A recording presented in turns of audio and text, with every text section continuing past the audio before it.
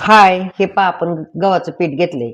त्याच्यात थोडं मीठ टाकून घेतलंय. आता बघा हे मीठ सगळीकडे पिठामध्ये आपण कालून घेऊ, मग सर्वीकडं मीठ लागतं. आता थोडंसं पाणी घालून आपण पीठ मळून घेऊ. हे पहा.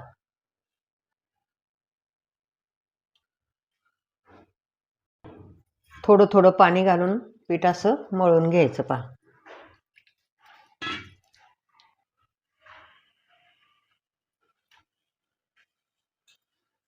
हे पहा असा गोळा आता तयार करून घ्यायचा आपण चपातीचा. हे पहा आता पाणी टाकून परत आपण थोडंसं गोळा करून घेऊ. हे पहा आता आपलं पीठ मळून झाले. आता आपण 10-15 मिनटं झाकून ठेवू आणि चपात्या नंतर करू. हे पहा आता आपलं पीठ मळून झाले, मस्त मळले गेले. आता आपण चपाती लाटून घेऊ. हे पहा आपण सगळे गोळे करून घेतले 5-6 आणि आता आपण चपात्या लाटून घेऊ. हे पहा आता आपण चपात्या लाटून घेऊया. आणि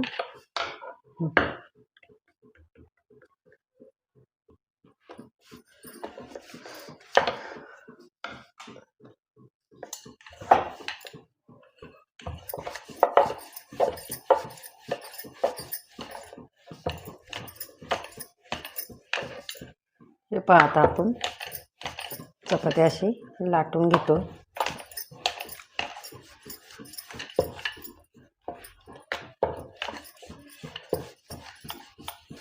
आपण छोट्या मोठ्या कशाही पण करू शकतो चपात्या.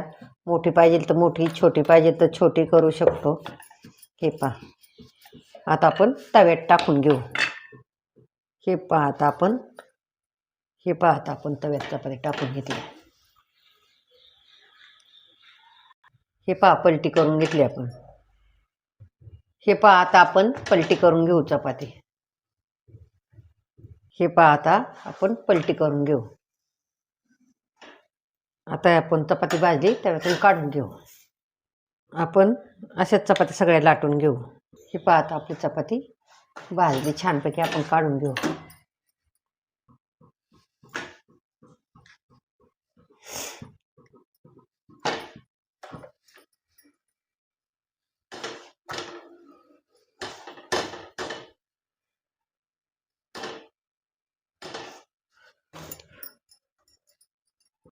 या जेवायला.